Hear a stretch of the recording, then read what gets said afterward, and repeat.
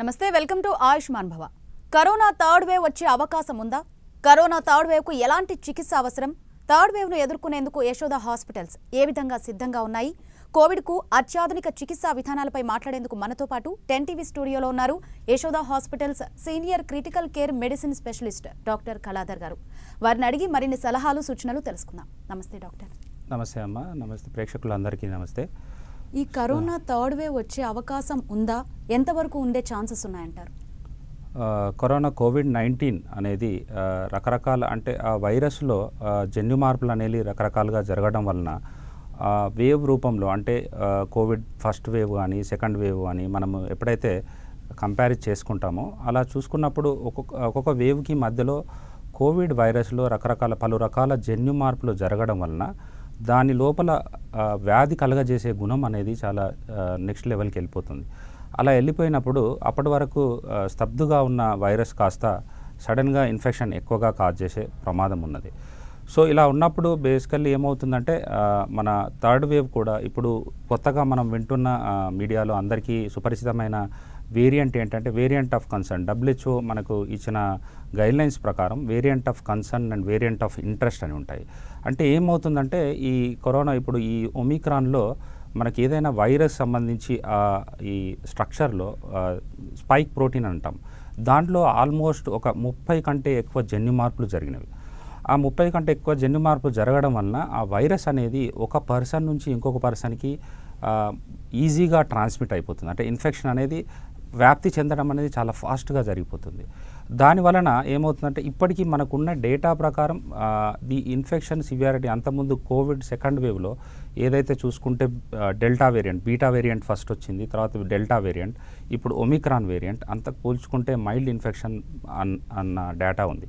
కానీ ఎప్పుడైతే మనము ఈ ఇన్ఫెక్షను ఇప్పుడు సపోజ్ ఒక 1,00,000 మందికి కంపేర్ చేసుకున్నప్పుడు 10 లక్షల మందికి ఎఫెక్ట్ అయినప్పుడు ఒక హైదరాబాద్ సిటీ అనుకుందాం, సపోజ్ జనాభా 1 కోటి కంటే ఎక్కువ ఉంటుంది.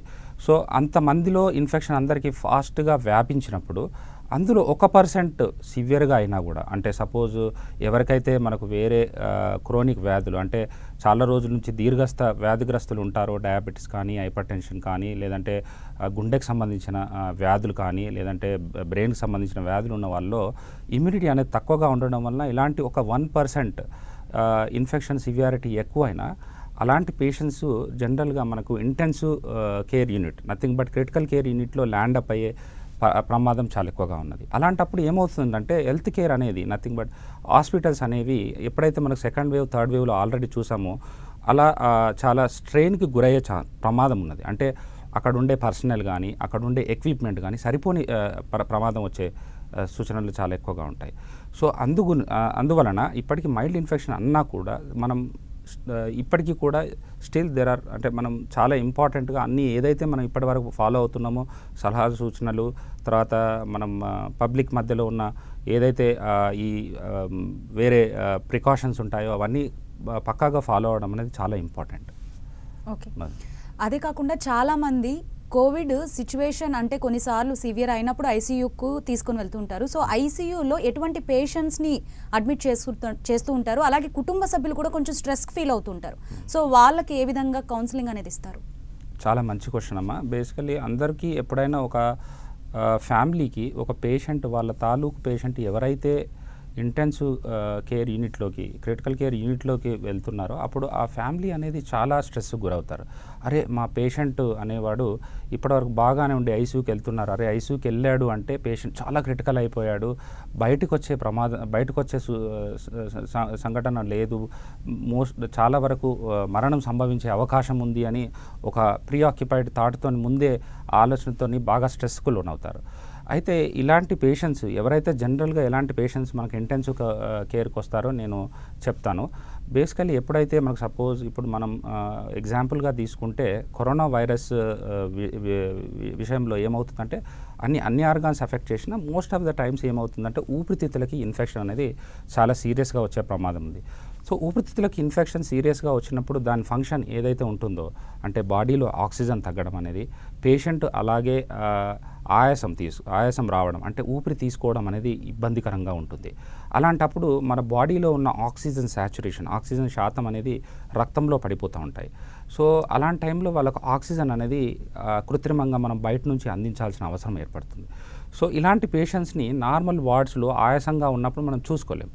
సో ఆ పేషెంట్ని మనం ఇంటెన్సివ్ కేర్ యూనిట్కి తీసుకొచ్చి అక్కడ సీనియర్ క్రిటికల్ కేర్ స్పెషలిస్ట్ సూపర్విజన్లో 24/7 మనము జాగ్రత్తగా చూసుకుంటూ ఉంటాం. సో ఇలాంటి పేషెంట్స్కి లంగ్ ఫంక్షన్ అనేది ఇంకా డిటరేట్ అయితే ఒక్కోసారి వాళ్ళు ఇంకా ఆక్సిజన్ శాతం పడిపోయి వాళ్ళ స్వతహాగా ఆక్సిజన్ తీసుకోలేని పరిస్థితి ఉంటే వాళ్ళని మనం వెంటిలేటర్ పైన ఉంచి చికిత్స అందించాల్సిన అవకాశం ఉంటుంది. సో ఇలాంటి పేషెంట్స్ కూడా మన దగ్గర ఇప్పుడు చూసుకుంటే సెకండ్ వేవ్ కానీ ఫస్ట్ వేవ్ కానీ యశోద హాస్పిటల్స్లో అన్ని 3 సెంటర్స్ ఏదైతే ఉంటుందో అన్ని చోట్ల almost at any point of time ఒక 400 పేషెంట్స్ ఐసీయూలో ఉండేవాళ్ళు. ఇలా ట్రీట్మెంట్ చేశాం. But almost most of the times even ventilator మీదకి వెళ్ళిన పేషెంట్స్ కూడా 50% మంది బయటకు వచ్చిన సూచనలు ఉన్నాయి. సో అంటే ఆ టైంకి అప్రోప్రియేట్గా మనం కేర్ అనేది ఇస్తే ఇంటెన్సివ్ కేర్ యూనిట్లో ఆ పేషెంట్స్ అనేవాళ్ళు స్టిల్ రికవరీ అయ్యి బయటకు వచ్చే ఛాన్సెస్ ఉంటాయి.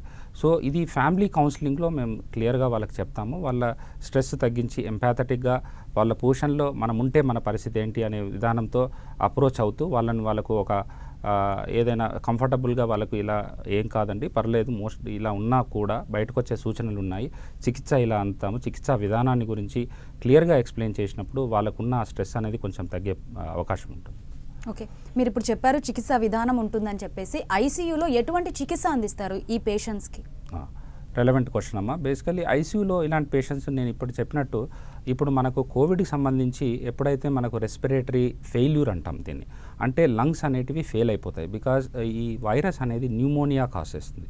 న్యూమోనియా కాజ్ చేయడం వల్ల మొత్తం అంటే లోపల న్యూమోనియా లంగ్స్ అన్ని న్యూమోనియా వల్ల ఎఫెక్ట్ అయిపోయి ఆక్సిజన్ అనేది లంగ్స్లో నుండి రక్తంలోకి వెళ్లకుండా దానితో ఆక్సిజన్ శాతం పడిపోతూ పేషెంట్ బ్రీతింగ్ డిఫికల్టీ ఉంటుంది అనమాట, ఆయాసపడుతూ ఉంటుంది.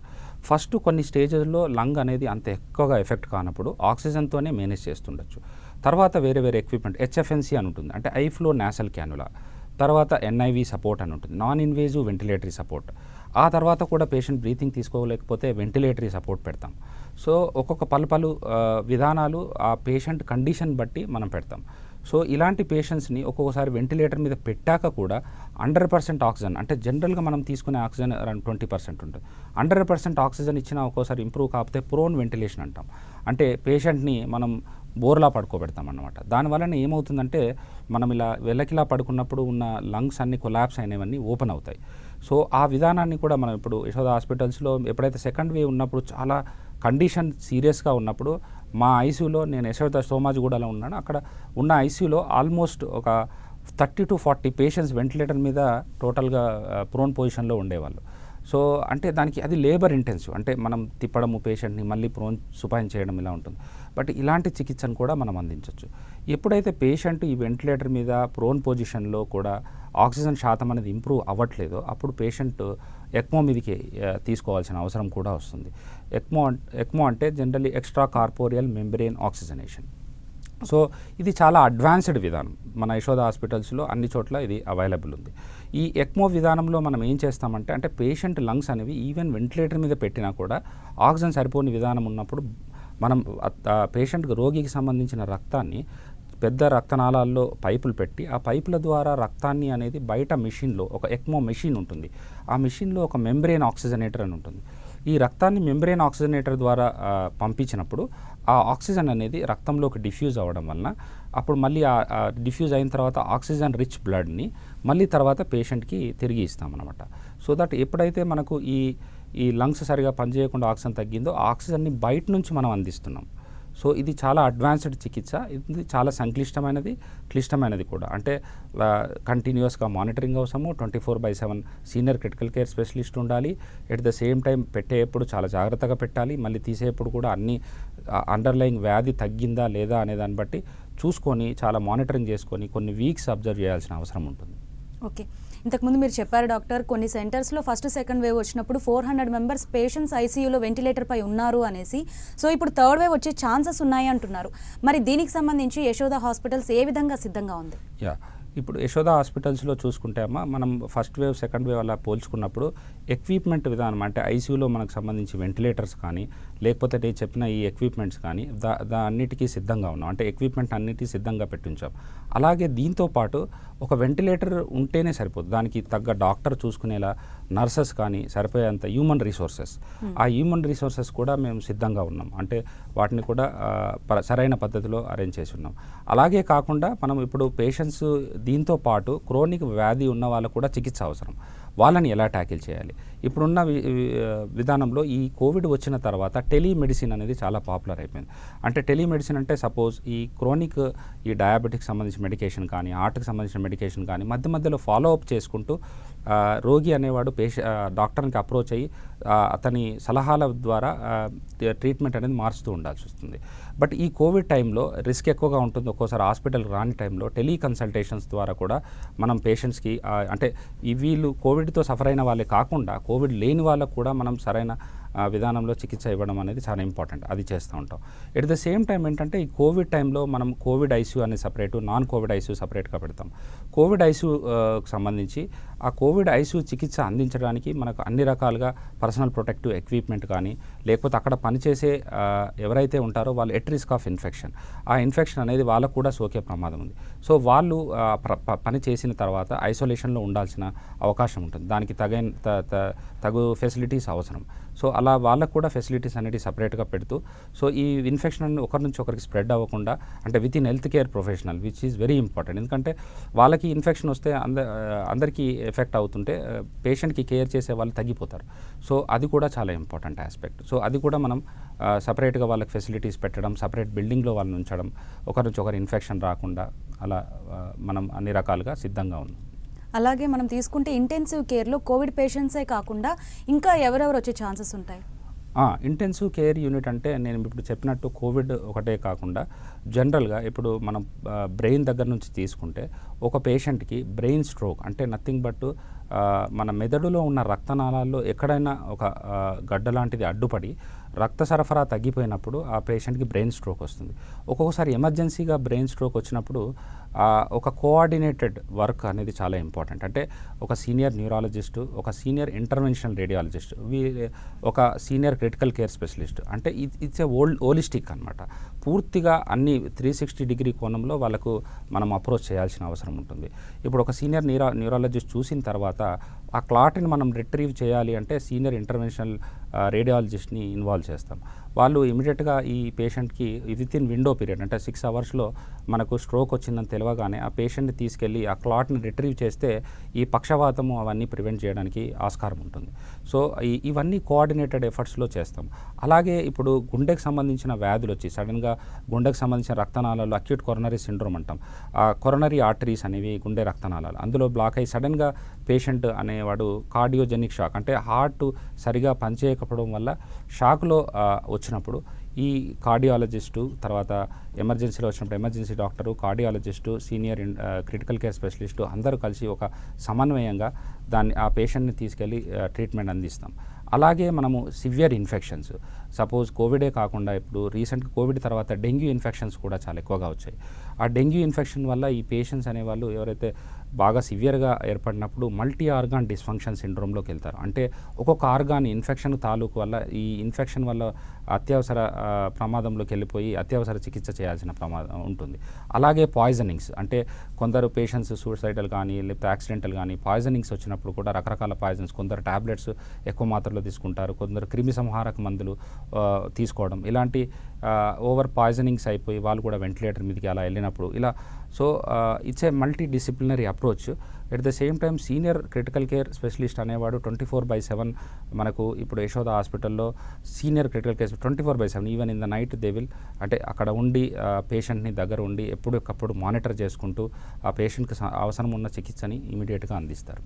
ఓకే, మనం ఇప్పుడు కోవిడ్ గురించి మాట్లాడుకుంటే డాక్టర్ ముఖ్యంగా మనం మాట్లాడుకోవాల్సింది ఇప్పుడు వచ్చిన ఒమిక్రాన్ వేరియంట్ గురించి. ఇది చాలా ఫాస్ట్గా స్ప్రెడ్ అవుతుంది అని చెప్తున్నారు, చాలామంది భయపడుతున్నారు. అసలు ఈ ఫాస్ట్గా స్ప్రెడ్ అవ్వడానికి రీజన్స్ ఏంటి అసలు? చాలా ఇంపార్టెంట్ క్వశ్చన్ అమ్మా. ఇప్పుడున్న సిచ్యువేషన్లో ఇది మనం డిస్కస్ చేయాల్సిన అవసరం ఉంటుంది. సో ఒమిక్రాన్ అనేది ఇప్పుడు నేను ఇంతకు ముందుగానే బ్రీఫ్గా చెప్పినట్టు ఇప్పుడు మన కోవిడ్లో జన్యు మార్పులు అనేటివి, అంటే ఏ వైరస్ అయినా జనరల్గా కొత్తగా వచ్చినప్పుడు దాంట్లో జన్యు మార్పులు జరగడం అనేది సహజం. సో జన్యు మార్పులు కొంచెం డ్యూరేషన్లో ఒక 3 months to 6 months రకరకాల జన్యు మార్పులు జరుగుతాయి. అంటే ఆ వైరస్ అనేది తనను తను మన్నన ఉంచుకోవడం కోసం ప్రకృతిలో అది జన్యు మార్పులు చెందుతుంటుందన్నమాట. అలాగే ఇప్పుడు ఒమిక్రాన్ అనేది దాంట్లో జన్యు మార్పులు అనేది చాలా సివియర్గా జరిగాయి. సో మోర్ దాన్ 30 చేంజెస్ జరిగాయి అన్నమాట. అలా జరిగినప్పుడు అదేంటంటే ఇంకా దానికి ఇప్పుడు మన బాడీలో ఉన్న ఇమ్యూనిటీని ఎస్కేప్ అవుతుంది. అంటే మన బాడీలో ఒక వైరస్ వెళ్ళినప్పుడు మన బాడీలో ఉండే బ్లడ్ సెల్స్లో వైట్ బ్లడ్ సెల్స్ ఇంకా రకరకాల సెల్స్ అనేటివి ఇమ్యూనిటీ ఆ వైరస్ వచ్చినప్పుడు వైరస్ని చంపేయడానికి పనిచేస్తాయి. అయితే ఇప్పుడు ఈ వైరస్ జన్యు మార్పు చెందడం వలన ఆ ఇమ్యూనిటీని ఎస్కేప్ అయ్యే ఛాన్సెస్ ఉంది ఇప్పుడు ఉన్న డేటా ప్రకారం. సో ఇలా అలాగే వ్యాక్సినేషన్ కూడా ఒక్కోసారి, ఎందుకంటే మనం స్పైక్ ప్రోటీన్ చేసాం కాబట్టి దాంట్లో కూడా కొంచెం ఎఫికసీ అనేది తగ్గుతూ ఉంది. But at the same time still ఇప్పుడున్న సిచ్యువేషన్లో వ్యాక్సిన్ అనేది ఇంకా ప్రొటెక్టివ్. సో ఇలా ఉన్నప్పుడు ఈజీగా ట్రాన్స్మిట్ అయిపోతుంటుంది. అంటే ఒక పర్సన్ నుంచి ఒక పర్సన్కి మనం జనరల్గా వింటూ ఉంటాం మీడియాలో R0 ఫ్యాక్టర్ అని ఉంటుంది. అంటే ఒక పర్సన్, అంటే నాకు ఇప్పుడు ఒక ఇన్ఫెక్షన్, నాకు కోవిడ్ వచ్చిందనుకుంటే నేను ఇంకెంతమందికి ట్రాన్స్మిట్ చేస్తాను. సో నేను ఒకరికంటే ఎక్కువ ట్రాన్స్మిట్ చేస్తే మోర్ దెన్ 1. జనరలీ ఒకరికంటే ఎక్కువ ట్రాన్స్మిట్ చేసినప్పుడు ఆ ఇన్ఫెక్షన్ అనేది ఈజీగా స్ప్రెడ్ అయిపోతూ ఉంటుంది అనమాట. ఒకటి కంటే తక్కువ ఉంటే సివియారిటీ, అంటే ట్రాన్స్మిసిబిలిటీస్ అనేది చాలా తక్కువగా ఉన్నట్టు. సో ఇది దీనికి ఈ ఒమిక్రాన్కి ఆ ట్రాన్స్మిసిబిలిటీ అనేది చాలా ఎక్కువగా ఉంది. అంటే ఒకరి నుంచి ఒకరికి ఈజీగా వ్యాప్తి చెందుతుంది. సో ఇలా ఉన్నప్పుడు ఇప్పుడున్న సిచ్యువేషన్లో ఈ ఒమిక్రాన్కి కొంచెం మైల్డ్ ఉన్నా కూడా ఎక్కువ నెంబర్ అఫెక్ట్ అయినప్పుడు సివియారిటీ పెరిగే ఛాన్సెస్ ఉన్నాయి. ఓకే, ఇప్పుడు మనం ఒమిక్రాన్ లక్షణాలు కనుక తీసుకుంటే ఇంతకు ముందు వచ్చిన వేరియంట్స్కి వీటికి ఉన్న లక్షణాల్లో డిఫరెన్స్ ఏమన్నా ఉందా? వాటికి వీటికి డిఫరెన్స్ ఏంటి అసలు? ఇంత ముందుకు వచ్చినప్పుడు మనకు ఉన్న వైరస్లో ఎస్పెషల్లీ సెకండ్ వేవ్, ఫస్ట్ వేవ్లో మనం చూసిన లక్షణాలు, పేషెంట్కి వచ్చే లక్షణాలు, రోగికి ఉండే లక్షణాలు మెయిన్గా ఏముండేవంటే ఫస్ట్ ఫీవర్ వచ్చేది, దాని తర్వాత బాడీ పెయిన్స్, ఎక్కువగా ఫీవర్, తర్వాత దగ్గు, తర్వాత ఆయాసం రావడము, టేస్ట్ లేకపోవడము, వాసన లేకపోవడము, ఇలాంటి లక్షణాలు చాలా కామన్గా ఉండేటివి. ఇప్పుడు ఒమిక్రాన్లో చూస్తున్న లక్షణాల్లో మెయిన్గా ఏముంటున్నాయంటే ప్రధానంగా వాళ్ళకి ఫీవర్ వస్తుంది, దాని తర్వాత వీక్నెస్ అనేది ఇంతకుముందున్న వేరియంట్స్తో పోల్చుకుంటే బాడీ అనేది చాలా వీక్ అయిపోవడము, ఎస్పెషల్లీ కండరాల నొప్పులు, పేషెంట్ ఇంకా అంటే బెడ్కి అంకితమై అంత వీక్నెస్గా ఉండడం అనేది చాలా కామన్గా చూస్తున్నారు. సో ఇలాంటి లక్షణాలతో కూడా ఒక్కొక్కసారి మనం, అంటే ఆల్వేస్ కరెక్ట్ కాకపోవచ్చు, బట్ ఆ లక్షణాలు ఉంటే ఏమైనా ఒమిక్రాన్ లాంటిది ఉందా అనేది మనం కొంచెం సస్పిషన్గా చూడాల్సిన అవసరం ఉంటుంది. ఓకే డాక్టర్, ఇప్పుడు ఒమిక్రాన్ అయితే స్పీడ్గా స్ప్రెడ్ అవుతుంది, బట్ దీని సివియారిటీ ఏ విధంగా ఉంది? నేను ఇంతకుముందు చెప్పినట్టు ఒమిక్రాన్ అనేది ఇప్పుడు మనకున్న డేటా ప్రకారం సివియారిటీ అనేది అంత లేదు, బట్ ట్రాన్స్మిషన్ అనేది చాలా ఫాస్ట్గా అవుతుంది. అంటే అంతకుముందు ఉన్న వైరస్తో పోల్చుకుంటే వ్యాప్తి అనేది చాలా ఫాస్ట్గా అవుతుంది. బట్ ఇలా వ్యాప్తి చెందుతున్నప్పుడు ఏమవుతుందంటే మనకు నెంబర్ ఆఫ్ పేషెంట్స్ మీద ఆధారపడి ఉంటుంది. సపోజ్ ఒకసారి ఒక 5,000 మంది పేషెంట్స్, ఒక 1,000 మంది పేషెంట్స్ అఫెక్ట్ అయ్యారు, ఒకేసారి ఒక 10 లక్షల మంది పేషెంట్స్ అఫెక్ట్ అయ్యారు అనుకోండి. ఇప్పుడు 1000 పేషెంట్స్లో 1% అంటే మేబీ ఒక 10 మంది పేషెంట్స్ వస్తారు. అదే ఒక 10 లక్షల పేషెంట్స్ అన్నప్పుడు the proportion will go up, 1 lakh అయిపోతారు, లేదంటే 10,000 అయిపోతారు.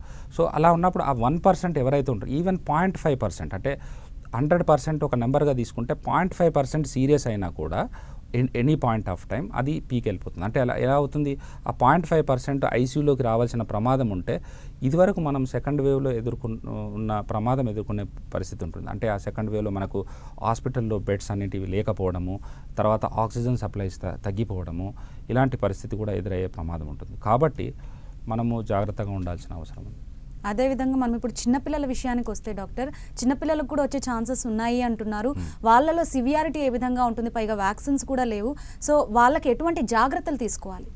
మీరు చెప్పినట్టు బేసికలీ ఎక్కువ శాతం, అంటే మనం first wave, second wave, third wave అలా కంపారిజన్ చేసుకున్నప్పుడు ఫస్ట్ వేవ్లో ఉన్నప్పుడు ఎక్కువగా మనకు దీర్ఘ వ్యాధిగ్రస్తులు, అంటే షుగర్ ఉన్న పేషెంట్కి కానీ, బీపీ ఉన్న పేషెంట్ కానీ, హార్ట్ ప్రాబ్లం ఉన్న పేషెంట్ కానీ, ఇలా ఎక్కువ మంది ఎఫెక్ట్ అయ్యారు. అంటే వేరే కిడ్నీ ట్రాన్స్ప్లాంట్ అయ్యి ఇమ్యూనోసప్రెషన్ అంటాం, బాడీలో ఇమ్యూనిటీ తక్కువ ఉన్న వాళ్ళకి ఎక్కువ ఎఫెక్ట్ అయింది.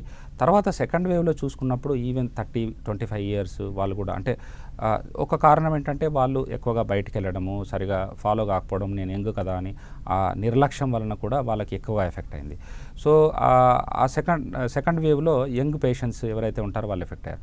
సో ఇదే ఎక్స్ట్రాపోలేషన్లో మనం చూసుకుంటే, దీన్ని మనం ప్రొజెక్ట్ చేసి చూసుకుంటే, థర్డ్ వేవ్లో అంటే ఇలా ఏజ్ తగ్గుతూ ఉంది కదా, థర్డ్ వేవ్లో కూడా ఇప్పుడు ఇంకా చిన్నపిల్లలకి ఎఫెక్ట్ అయ్యే ఛాన్సెస్ ఉన్నాయా అనేది ఒక అజంప్షన్, అంటే ఒక అందరికీ ఒక అజంప్షన్ లాగా అనుకున్నారు.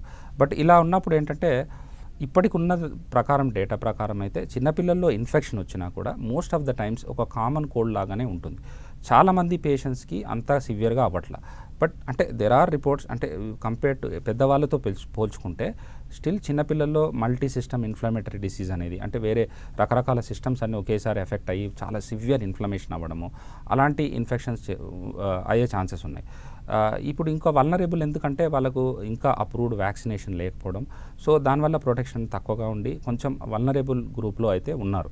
బట్ ఇప్పటికున్న డేటా ప్రకారం అయితే వాళ్ళు అంత ఎక్కువ రిస్క్లో, అంత ఎక్కువ సివియారిటీ అయితే లేదు ఇన్ఫెక్షన్. ఓకే, ఇంకొక మెయిన్ పాయింట్ ఏంటంటే బూస్టర్ డోస్ అవసరం. చాలామంది బూస్టర్ డోస్ అవసరం ఉంది అంటున్నారు.